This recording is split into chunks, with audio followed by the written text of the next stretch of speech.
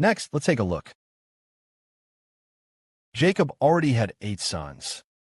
Leah bore him 4 sons. The 2 maidservants together bore 4. At that point, did Jacob have any sons left? The miracle was that God abundantly blessed Jacob. He intended for Jacob to have 12 sons.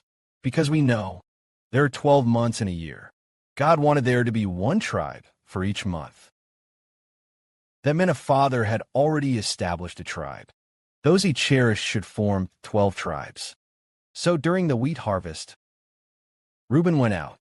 Reuben ventured into the fields and found some mandrakes. Bring it to his mother Leah. After Rachel found out, she said to Leah, "Please give me some of your son's eggplant." Then Leah replied, "Isn't it enough that you've taken my husband? Now you want to take away my son's eggplant?" Rachel said, "All right then. Let Jacob sleep with you tonight in exchange. Your son's eggplant. It's quite remarkable. That is, using eggplant to exchange for sleeping with Jacob. But it was truly extraordinary. At that moment, God listened to Leah's prayer. Leah then understood that she would have the opportunity to sleep with Jacob. God heard his prayer. So God allowed Leah to conceive, and she bore a 5th son.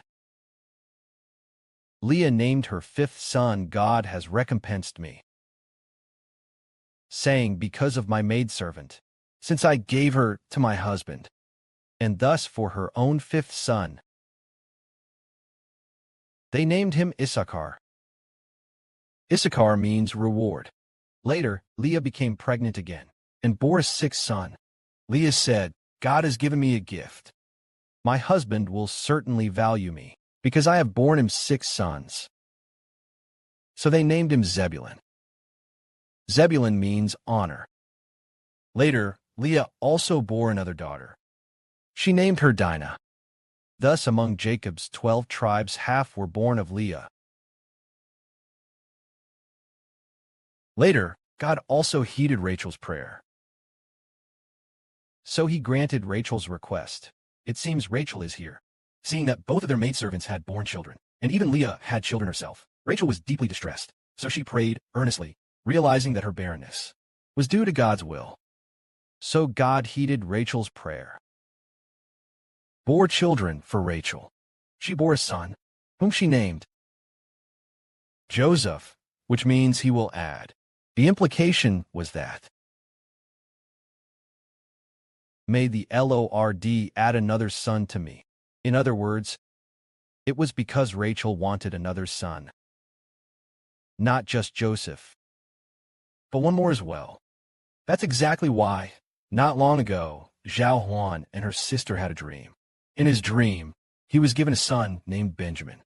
And then she talked with someone, perhaps a heavenly figure, saying, "Later, I will bear this son for him."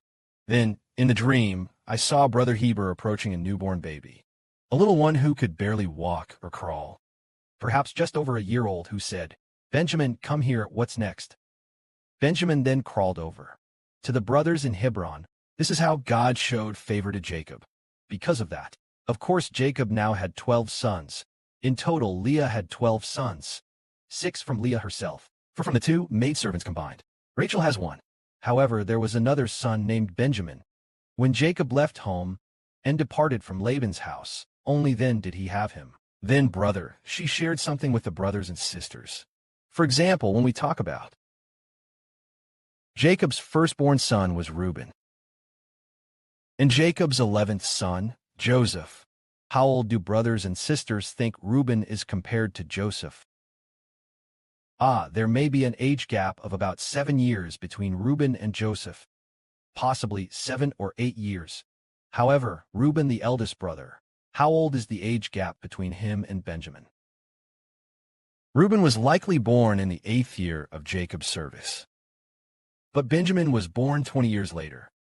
So the difference could be around 12 or 13 years. That means, O firstborn son of Jacob, the age gap between the eldest son Reuben and Benjamin may be around 12 or 13 years. This is God's great favor toward Jacob.